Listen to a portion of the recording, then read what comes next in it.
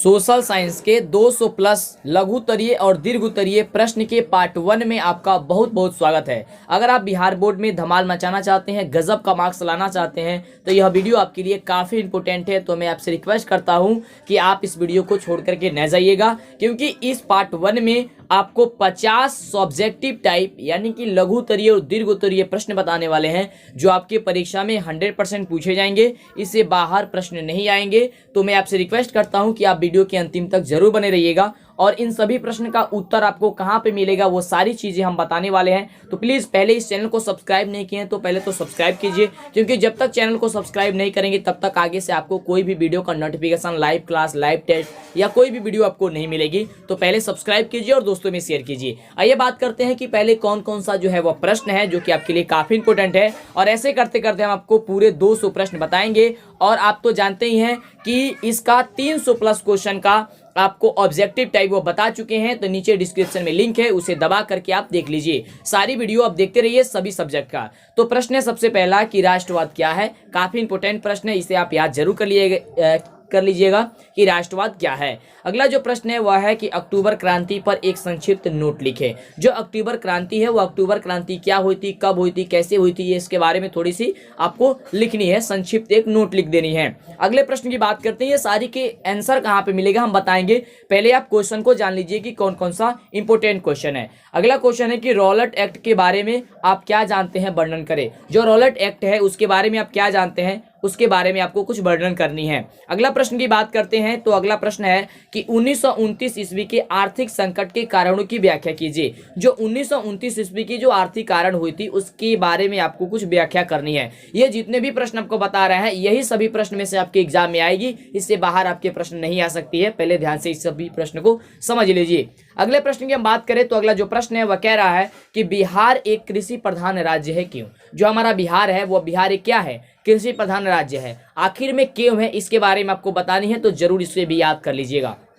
चलिए आगे बात करते हैं अगले प्रश्न की। तो अगला प्रश्न है कि समोच्च रेखाएं क्या है। जो समोच्च रेखाएं होती है वह क्या होती है, इसके बारे में आपको बतानी होती है। आपके परीक्षा के लिए काफी इंपोर्टेंट होता है। अगले प्रश्न की हम बात करते हैं, तो अगला प्रश्न है कि सड़क मार्ग की किन्हीं 3 गुणों का उल्लेख करें। जो सड़क मार्ग है उसके 3 गुणों को उल्लेख करना है। चलिए अगले प्रश्न की बात करते हैं, तो अगला प्रश्न कह रहा है कि भारत में कोयले की वितरण का वर्णन करें। जो भारत है वह भारत में कोयले का जो वितरण है उसके बारे में आपको बतानी है, उसका वर्णन करना है। अगले हम प्रश्न की बात करते हैं 9वें नंबर प्रश्न की। तो प्रश्न है कि महिला सशक्तिकरण पर एक लघु टिप्पणी लिखिए। जो महिला सशक्तिकरण है उसके बारे में एक छोटी सी क्या लिख देनी है, टिप्पणी लिख देनी है। चलिए अगले बात करते हैं, लघु का मतलब होता है छोटा, है ना। लघु देख करके आपको परेशानी हो, लघु का मतलब एक छोटा टिप्पणी लिखना है। अगले प्रश्न की बात करते हैं, अगला प्रश्न कह रहा है कि भारतीय लोकतंत्र की विशेषताओं का वर्णन करें। काफी इंपोर्टेंट ये प्रश्न है, यही प्रश्न आपके परीक्षा में पूछे जाएंगे। आप ध्यान से पहले समझिए, वीडियो का स्किप यानी कि बंद मत कीजिएगा। चलिए अगले प्रश्न की हम बात करते हैं, तो अगला प्रश्न है 11 नंबर कि भारत में केंद्र तथा राज्यों के मध्य संबंधों पर प्रकाश डालें। जो भारत में केंद्र और राज्यों के मध्य यानी कि मध्य का मतलब बीच संबंधों पर जो है उसके बारे में थोड़ी सी आपको बताना है, यानी कि उस पर थोड़ी सी प्रकाश डालना है। प्रकाश डालने का मतलब क्या करना है, थोड़ी सी आपको व्याख्या कर देनी है। आगे बात करते हैं अगले प्रश्न की। तो प्रश्न है कि भारत में सर्वप्रथम राष्ट्रीय आय की गणना कब और किनके द्वारा की गई थी। जो भारत में सर्वप्रथम राष्ट्रीय आय की गणना की गई थी वह किनके द्वारा की गई थी, आपको ये बताना है। कहाँ का ये क्वेश्चन है, फटाफट आप हमें बताइए। ये इकोनॉमिक्स का क्वेश्चन है, अर्थव्यवस्था जो आपका बुक है उससे लिया गया है। चलिए अगले प्रश्न की हम बात करते हैं, तो अगला प्रश्न है कि सूक्ष्म वित्त योजना को परिभाषित करें। और इसमें से जितने भी प्रश्न आपको हम आज बता रहे हैं इसमें से आप यह बताइए कि आपको कितने प्रश्न का उत्तर सही सही याद है। ईमानदारी पूर्वक बताइएगा कि आपको कितने प्रश्न का उत्तर याद है, और नहीं भी याद है तो हमें बताइएगा कि कितने प्रश्न का उत्तर नहीं याद है। अगला प्रश्न है कि रोजगार एवं सेवा एक दूसरे के पूरक है कैसे। जो रोजगार और सेवा है वह एक दूसरे के पूरक कैसे है, इसके बारे में आपको बतानी है। अगले प्रश्न की बात करते हैं, तो अगला प्रश्न कह रहा है कि आर्थिक विकास की माप किस प्रकार की जाती है। यहाँ पे देखिए केवल माप लिखा गया, माप होगा, ठीक है, इसे सही कर लीजिएगा। माप होगा कि आर्थिक विकास की माप किस प्रकार से की जाती है। अगले प्रश्न की बात करते हैं 16 नंबर। तो प्रश्न है कि वस्तु विनिमय प्रणाली की कठिनाइयों का वर्णन करें। जो वस्तु विनिमय प्रणाली है उसमें क्या क्या कठिनाइयां होती है, कठिनाइयों के बारे में आपको बतानी है। अगले प्रश्न की हम बात करते हैं आपदा से। तो आपदा में प्रश्न है कि सुनामी से आप क्या समझते हैं, सुनामी से बचाव के लिए उनके उसके उपायों को जो है उसको वर्णन करना है। यहाँ पे उसके उपायों होगा, युगो लिखा गया, उपायों का वर्णन करें। अगला प्रश्न है कि इटली के एकीकरण में मेजनी की भूमिका पर लघु टिप्पणी लिखिए। यानी कि इटली के एकीकरण में मेजनी की क्या भूमिका थी, इसके बारे में आपको छोटा लिख देना है, यानी कि लघु टिप्पणी आपको लिखनी है। आगे बात करते हैं तो अगला प्रश्न है कि डांडी यात्रा पर एक टिप्पणी लिखे। यानी कि डांडी यात्रा जो थी वह क्या थी, कब शुरू हुई थी, इसके बारे में आपको बताना है। तो इसे याद कर लीजिएगा। इन सभी प्रश्न का उत्तर कैसे मिलेगा आपको, हम ये सारी चीजें बताएंगे, सारी जानकारी आपको देंगे। बस वीडियो के अंतिम तक बने रहिए। जान लीजिए कि पहले कौन कौन सा जो क्वेश्चन है वह काफी इंपोर्टेंट प्रश्न है। अगले प्रश्न की हम बात करते हैं तो अगला प्रश्न है कि औद्योगिकरण से आप क्या समझते हैं। जो औद्योगिकरण है उससे आप क्या समझते हैं, इसके बारे में लिखने के लिए आता है आपके परीक्षा में। अगला प्रश्न है कि वियतनाम की स्वतंत्रता संग्राम में हो ची मिन्ह के योगदानों का वर्णन करें। वियतनाम की स्वतंत्रता संग्राम में हो ची मिन्ह के योगदानों की जो है वो आपको क्या करना है, वर्णन करनी है। अगला प्रश्न है कि भारतीय राष्ट्रीय आंदोलन में प्रेस की भूमिका एवं प्रभाव पर प्रकाश डालें। जो प्रेस की भूमिका थी भारतीय राष्ट्रीय आंदोलन में, उस पे, उसकी भूमिका पे और उसका प्रभाव पे, दोनों पे क्या करना है, प्रकाश डालनी है। प्रकाश डालने का मतलब हो गया उसके बारे में आपको लिखना है। अगले प्रश्न की बात करते हैं तो अगला प्रश्न है कि बिहार में ग्रामीण जनसंख्या की तुलना में, यह काफी इंपॉर्टेंट क्वेश्चन है, कि बिहार में ग्रामीण जनसंख्या की तुलना में शहरी जनसंख्या में अधिक वृद्धि हुई है। इसके 3 कारणों का उल्लेख कीजिए। आखिर में क्या कारण है कि बिहार में ग्रामीण जनसंख्या की तुलना में शहरी जनसंख्या में क्या हुई है, अधिक वृद्धि हुई है। इसकी किन्हीं 3 कारणों को आपको क्या कर देनी है, बता देनी है। अगले प्रश्न की हम बात करते हैं तो अगला प्रश्न कह रहा है कि उद्योग स्थापन को प्रभावित करने वाले 3 कारकों का वर्णन करें। जो उद्योग स्थापन है उसको प्रभावित करने वाले जो कारक होते हैं उनके 3 कारक आपको बतानी है। अगले प्रश्न की बात करते हैं 25 नंबर प्रश्न की। तो 25 नंबर प्रश्न है कि समोच्च रेखाएं उच्चावच प्रदर्शन करने की सबसे सरल विधि है कैसे। जो समोच्च रेखाएं हैं, समोच्च रेखाएं क्या है, इसके बारे में भी आप जरूर अध्ययन कर लीजिएगा, यानी कि पढ़ लीजिएगा कि समोच्च रेखाएं उच्चावच प्रदर्शन करने की सबसे सरल जो विधि है वह कैसे है। अगले प्रश्न की बात करते हैं 26 नंबर प्रश्न की। तो प्रश्न है कि बहुउद्देशीय नदी घाटी परियोजनाओं से होने वाले लाभ तथा हानि का वर्णन करें। जो बहुउद्देशीय नदी घाटी जो परियोजना है, बहुउद्देशीय नदी घाटी परियोजना, उससे होने वाले लाभ और उससे होने वाली हानि का वर्णन करें। ये दीर्घ उत्तरीय प्रश्न है। आगे बात करते हैं अगले प्रश्न की। तो प्रश्न है कि जन संघर्ष के 2 पक्षों को उल्लेख करें। जो जन संघर्ष है उसकी कितने पक्षों का उल्लेख करना है, 2 जो पक्ष है उसके किन्हीं 2 पक्षों का क्या कर देना, आपको उल्लेख कर देना है, उसके बारे में बता देनी है। अगले प्रश्न की बात करते हैं तो प्रश्न है कि चिपको आंदोलन क्यों और कहाँ हुआ था। जो चिपको आंदोलन है वह क्यों और कहाँ पे हुआ था, इसके बारे में आपको बतानी है। अगले प्रश्न की बात करते हैं तो प्रश्न है कि भारत में सत्ता की साझेदारी से आप क्या समझते हैं। जो भारत में सत्ता की साझेदारी है उससे आप क्या समझते हैं, इसके बारे में आपको बताना होता है।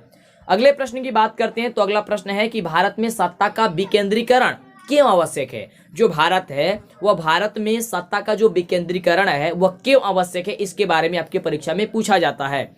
अगले प्रश्न की हम बात करते हैं 31 नंबर प्रश्न है। तो 31 नंबर प्रश्न है कि अर्थव्यवस्था किसे कहते हैं। अर्थ जो व्यवस्था है हम सभी का, इकोनॉमिक्स जो है यानी अर्थव्यवस्था, वह क्या है, उसे किसे कहते हैं, क्या होता है ये, इसके बारे में आपको परीक्षा में आता है। अगले प्रश्न की बात करते हैं तो एक प्रश्न काफी इंपोर्टेंट हो जाता है आपके परीक्षा के लिए। प्रश्न है कि आय का गरीबी के साथ क्या संबंध है। जो आय है उसके साथ, आय का गरीबी के साथ, जो आय है वह गरीबी के साथ उसका क्या संबंध है, इसके बारे में पूछता है। अगला प्रश्न है कि मौद्रिक विनिमय प्रणाली क्या है। जो मौद्रिक विनिमय प्रणाली है वह क्या है, इसके बारे में आपको लिखना होता है, ये क्या है इसको बताना होता है। अगले प्रश्न की हम बात करते हैं तो अगला प्रश्न है कि भारत सरकार के द्वारा रोजगार सृजन के लिए कौन कौन से कार्यक्रम जो है चलाए गए हैं। ध्यान से प्रश्न को पहले समझिए कि भारत सरकार के द्वारा रोजगार सृजन के लिए कौन कौन सा कार्यक्रम जो है वह चलाया गया है, इसके बारे में आपको बताना होता है, तो इसे याद कर लीजिएगा। अगले प्रश्न की बात करते हैं तो अगला प्रश्न हम सभी का है कि बाढ़ के विनाशकारी प्रभाव से बचने के लिए क्या क्या उपयोग किए जा सकते हैं, उपाय किए जा सकते हैं। बाढ़ के विनाशकारी जो प्रभाव होते हैं उसके उपाय के लिए हम लोग क्या क्या कर सकते हैं, उसके उपयोग के लिए। देखिए उपयोग की जगह उपाय होगा, इसे शुद्ध कर लीजिएगा, थोड़ा सा टाइप करते वक्त थोड़ा सा गड़बड़ हो जाता है। अगले प्रश्न की बात करते हैं तो प्रश्न कह रहा है कि सत्याग्रह पर एक टिप्पणी लिखे। जो सत्याग्रह है उस पर आपको क्या करनी है, एक टिप्पणी लिखनी है कि सत्याग्रह क्या होता है। अगले प्रश्न की बात करते हैं तो प्रश्न है कि यूरोप में राष्ट्रवाद के विकास में नेपोलियन की भूमिका का वर्णन करें। जो यूरोप है वह यूरोप में राष्ट्रवाद के विकास में जो नेपोलियन की भूमिका होती है वो भूमिका पे आपको वर्णन करनी है। अगले प्रश्न की बात करते हैं तो अगला प्रश्न है कि भूमंडलीकरण में बहुराष्ट्रीय कंपनियां की भूमिका को स्पष्ट करें। भूमंडलीकरण में क्या करना है, बहुराष्ट्रीय कंपनियों की भूमिका का वर्णन करना है, उसमें स्पष्ट करना है कि भूमंडलीकरण में बहुराष्ट्रीय कंपनियों की जो है वो भूमिका क्या है। अगले प्रश्न की बात करते हैं तो प्रश्न है 39 नंबर कि हिंद चीन में राष्ट्रवाद के विकास का वर्णन करें। हिंद चीन में राष्ट्रवाद के विकास का वर्णन करें। अगला प्रश्न है कि स्वराज पार्टी की स्थापना एवं उद्देश्य की विवेचना करें। जो स्वराज पार्टी की स्थापना हुई थी और उसका उद्देश्य क्या थी, इसके बारे में आपको क्या करनी होती है, बताना होता है। अगले प्रश्न की हम बात करते हैं तो अगला प्रश्न है कि पहाड़ी भागों की अपेक्षा मैदानी भागों में परिवहन साधनों का अधिक विस्तार है।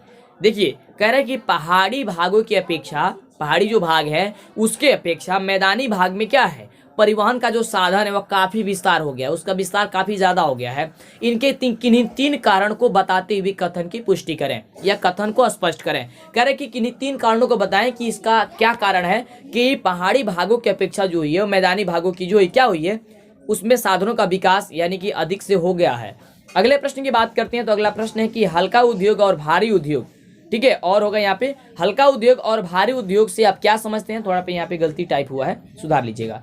और होगा हल्का उद्योग और भारी उद्योग से आप क्या समझते हैं। अगले प्रश्न की बात करते हैं तो अगला प्रश्न है कि भारत में कृषि के लिए उपलब्ध किन्हीं तीन भौगोलिक सुविधाओं का वर्णन करें। भारत में क्या कृषि के लिए उपलब्ध किन्हीं तीन भौगोलिक सुविधाओं को क्या करना है, आपको वर्णन करना है। अगले प्रश्न की हम बात करते हैं तो अगला प्रश्न है कि भारत में जलोढ़ मिट्टी कहाँ कहाँ पाई जाती है। जो भारत है उसमें जलोढ़ जो मिट्टी है वह कहाँ कहाँ पाई जाती है, इस मिट्टी की क्या क्या विशेषताएं हैं, इसके बारे में आपके परीक्षा में पूछे जाते हैं।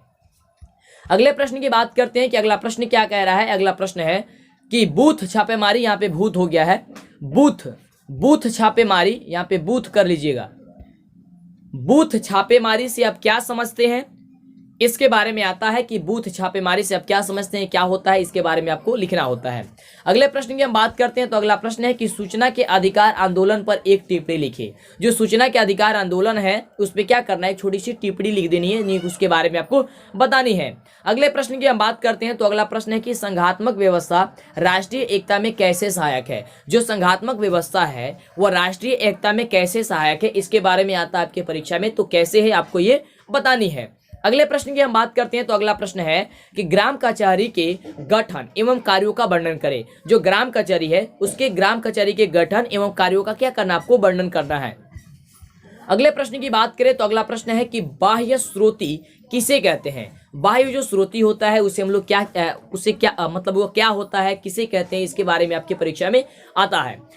तो यह रहा आपका 50 लघु और दीर्घोत्तरीय प्रश्न, लेकिन इसका उत्तर कहाँ पे मिलेगा वह सारी बातें हम आपको बताने वाले हैं। पहले इस चैनल को अभी तक सब्सक्राइब नहीं किए हैं तो पहले तो सब्सक्राइब कीजिए, तो ही आपको आगे से वीडियो का नोटिफिकेशन यानी कि वीडियो आपको मिलेगी।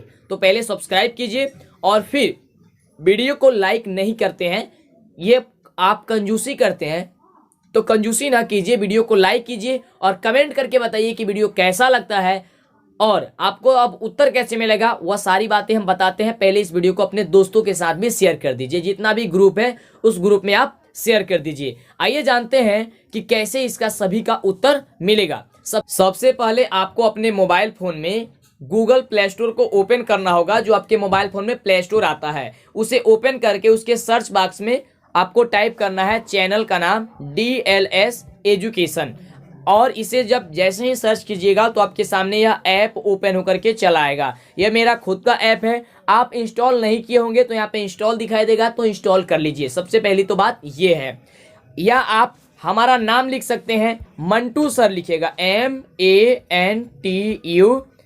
MANTUSIR लिख करके आप जैसे सर्च कीजिएगा तब भी हमारा यह ऐप जो है वो ओपन होकर के चला आएगा। अगर आप इंस्टॉल नहीं किए होंगे तो इंस्टॉल लिखेगा, इंस्टॉल कर लिए होंगे तो आप में ओपन लिखेगा, तो इंस्टॉल किए तो बहुत अच्छी बात है। जो लोग नहीं इंस्टॉल किए हैं उनके बारे में हम बता रहे हैं, और जो लोग कर लिए हैं वो भी सुने क्योंकि उनको कैसे मिलेगा ये सारी जानकारी हम देने वाले हैं। तो उसके बाद से इसको क्या करना है, ओपन करना है और रेटिंग करने के लिए आएगा, रेट करने के लिए कि ऐप कैसा है उसे आप रेट भी कर दीजिएगा। इसको क्या करना होगा, ओपन करना होगा। जैसे ही ये ओपन कीजिएगा तो यह इस तरह का ओपन होकर के चला आएगा। उसके बाद से अगर आप बिहार बोर्ड का न्यूज़ पाना चाहते हैं तो यहाँ पे क्लिक करके न्यूज़ प्राप्त कर सकते हैं। उसके बाद आपको क्या करना है, सबसे पहले आंसर कैसे मिलेगा उसके बारे में बता रहे हैं। तो यहाँ पे क्लास 10th आपको लिखा हुआ मिलेगा। जब ऐसे इसे स्क्रॉल कीजिएगा तो क्लास 10th वाले पे एक बार आपको क्लिक करना है। क्लिक कीजिएगा तो आपसे पूछेगा कि आपको ऑब्जेक्टिव चाहिए या सब्जेक्टिव चाहिए। तो आपको सब्जेक्टिव चाहिए, तो सब्जेक्टिव जब चाहिए तो सब्जेक्टिव पे एक बार आप क्लिक कर दीजिएगा। फिर ये पूछेगा कि आपको कौन सा सब्जेक्ट का चाहिए। तो मान लीजिए कि हम लोग SST का कर रहे थे, तो SST का चाहिए तो SST पे आपको क्या करना होगा, एक बार क्लिक करना होगा। जैसे ही क्लिक कीजिएगा तो आपके इंटरनेट पे डिपेंड करता है कि आपका इंटरनेट कितना फास्ट है। जितना फास्ट रहेगा उतने ही तेजी क्या होगा, ओपन होकर के चला आएगा। तो ये देखिए ये इस तरह का ओपन होकर के आएगा। और यहाँ पे देखिए ये चैप्टर वाइज है। जैसे कि आपका सबसे पहला चैप्टर है यूरोप में राष्ट्रवाद, तो इसे आपको ओपन करना होगा। और अगर आपको यूरोप में राष्ट्रवाद वाला का जितना भी क्वेश्चन आपको चाहिए तो वो आ जाएगा। तो देखिए यहाँ पे आ गया यूरोप में राष्ट्रवाद और सबसे पहला ही प्रश्न है कि राष्ट्रवाद क्या है। और ये भी प्रश्न आपके एग्जाम में ये हम जब आपको गेस किए, यानी कि अभी आपको पहले बताए हम, पहला नंबर क्वेश्चन तो यही था कि राष्ट्रवाद क्या है, तो ये आपका उत्तर मिल जाएगा। ठीक है, इसी तरह का बहुत सारा ये तो चैप्टर वाइज मिलेगा। लेकिन जो 50 प्रश्न बताए हैं वो उसका उत्तर कहाँ से मिलेगा उसके बारे में हम अभी जो है अभी आपको बता रहे हैं। ये तो यहाँ पे आकर के आप प्रत्येक सब्जेक्ट का चैप्टर वाइज ऑब्जेक्टिव सब्जेक्टिव प्राप्त कर सकते हैं। जो नहीं अपलोड किया गया है उसको बारे में आपको हमने बता दिया कि उसको अपलोड कर दिया जाएगा, परेशान आपको होने की जरूरत नहीं है। रही बात ये कि आप जो है हम लोगों को आप यही कहिएगा कि हम लोगों को एक एक करके बता दीजिए। जिस प्रकार से आप हमको सब्जेक्टिव टाइप बताए कि सब्जेक्टिव टाइप 1 ये कह रहा है तो उसका उत्तर उस तरह से, तो देखिए वैसे हम आपको चैनल पे ही अपलोड कर देंगे, आपको परेशान नहीं होनी है। और इस ऐप में भी हम कोशिश करेंगे कि अपलोड कर देंगे। तो आप इस ऐप को इंस्टॉल रखिएगा और हमारे इस चैनल पे जितने भी वीडियो आती है सारी वीडियो देखिए। पहले आपको हम टोटल क्वेश्चन जो इंपॉर्टेंट है उसे बता देते हैं ताकि आप पहले उसे लिख लीजिए। ठीक है, और उसके बाद से अपने मन से आप आंसर को ढूंढिए बुक से या जो आपके स्कूल के टीचर लिखवाए होंगे उससे। और जो बाकी लगता है उसके बारे में तो हम बताएंगे ही। हम जो है पूरे क्वेश्चन का कोशिश यही है हमारी कि पूरे क्वेश्चन का आपको हम सब चीज़ बता देंगे, वो ऑब्जेक्टिव हो या सब्जेक्टिव हो। तो आप प्रत्येक हमारा वीडियो देखिए, ऐप को डाउनलोड कीजिए और इसमें आपको ऑब्जेक्टिव सब्जेक्टिव सब चीज़ मिल जाएगी। तो आप जा करके क्या कीजिए, सभी क्वेश्चन को एक एक करके देखिए। तो इस तरह से आपको मिल जाएगी। आपको एक एक करके कहाँ पे मिल जाएगी, हम आपको ऐप में भी और आपको यूट्यूब पे भी एक एक करके सबको हम जो सब्जेक्टिव है उसे अपलोड कर देंगे। और ऑब्जेक्टिव यहाँ पे अपलोड ही है और सब्जेक्टिव भी हम आपको यहाँ पे अपलोड कर देंगे। तो कैसा लग रहा है यह वीडियो हमें जरूर बताएं, दोस्तों में शेयर कीजिए फटाफट। तो उम्मीद करते हैं कि आप ऐप को डाउनलोड कर लेंगे और चैनल को सब्सक्राइब नहीं किए तो कर लेंगे फटाफट, और दोस्तों में भी आप शेयर कर देंगे। बहुत बहुत धन्यवाद आपका वीडियो देखने के लिए। फिर मिलते हैं आपसे नेक्स्ट वीडियो में। जो भी वीडियो आप नहीं देखे हैं पहले से, नीचे डिस्क्रिप्शन में लिंक है, सारी वीडियो को एक एक करके देखिए।